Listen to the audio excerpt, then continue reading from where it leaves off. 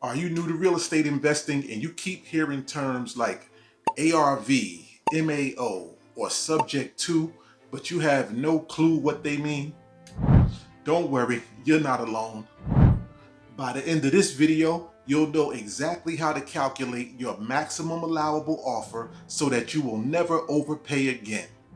You'll also learn how to structure assignment contracts that'll protect your profits, and how to speak the language that opens doors with hard money lenders, cash buyers, and motivated sellers. We'll start with the most fundamental calculation in all of real estate investing, one that can make or break your deal before you even make an offer. First is your ARV, or your after repair value. It's the estimated future value of a property after all of the renovations have been completed. This is a foundational calculation that determines your profit potential, and it's also going to guide on all other investment decisions. Next is your assignment contract. This is a legal document that transfers the rights to purchase a property from one party, often a wholesaler, to another buyer for a fee without actually taking ownership of the property. Next up would be your assignment fee. This is the profit a wholesaler makes when transferring their contract rights to another buyer. This fee represents the difference between the contracted price with the seller and the amount the end buyer pays to take over the contract. Next are your cash buyers. A cash buyer is an investor who purchases properties without financing, enabling faster closings and stronger negotiating positions, especially valuable for wholesalers needing quick sales. Comps, or comparable sales. These are recently sold properties with similar characteristics used to determine market value for both purchasing decisions and ARV calculations. Next is the contingency. A contingency is a clause in a purchase agreement that must be met for the contract to be binding, such as a home inspection, financing approval, or even the sale of a current home. Next is your double close. This is a transaction where a wholesaler purchases a property and then immediately resells it to an end buyer, often on the same day, using two separate closings rather than assigning the contract. Next is your earnest money deposit, or your EMD. This is a good faith deposit made by a buyer to demonstrate serious intent to purchase, which can also be forfeited if the buyer backs out for reasons not covered by contingencies. Next is equity. Equity is the difference between a property's fair market value and the amount owed on the mortgage.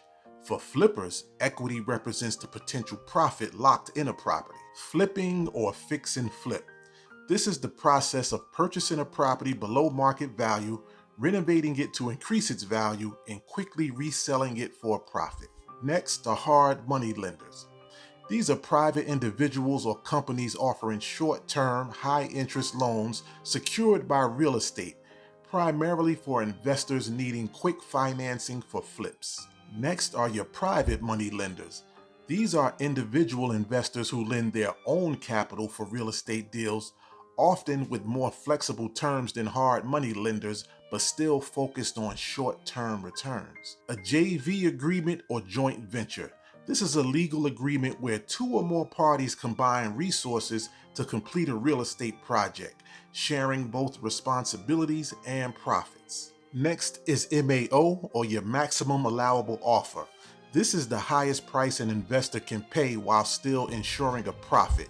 It's typically calculated using your ARV minus your renovation and holding costs minus your desired profit margin.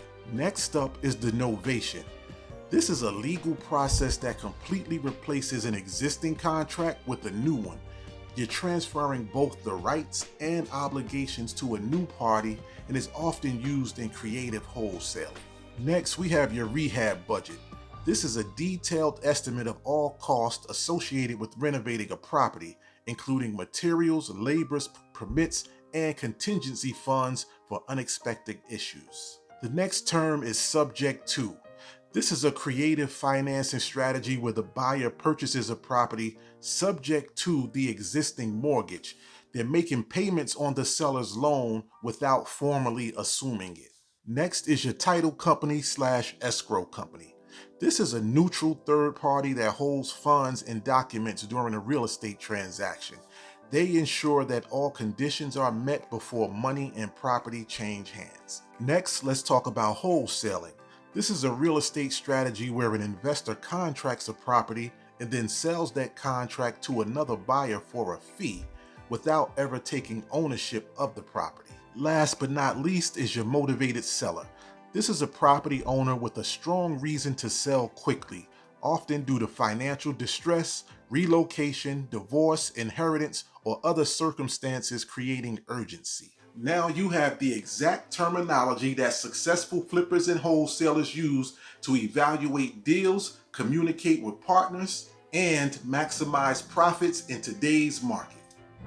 This is just part one of our three-part real estate terminology series. And if you found this valuable, do yourself a favor. Hit that subscribe button and that notification bell right now so that you don't miss parts 2 and 3. And if you're serious about making real money in real estate this year, drop a comment below. Let me know which one of these terms you'll be using in your very next deal. I'll see you on the next video where we'll take your investing vocabulary to the next level.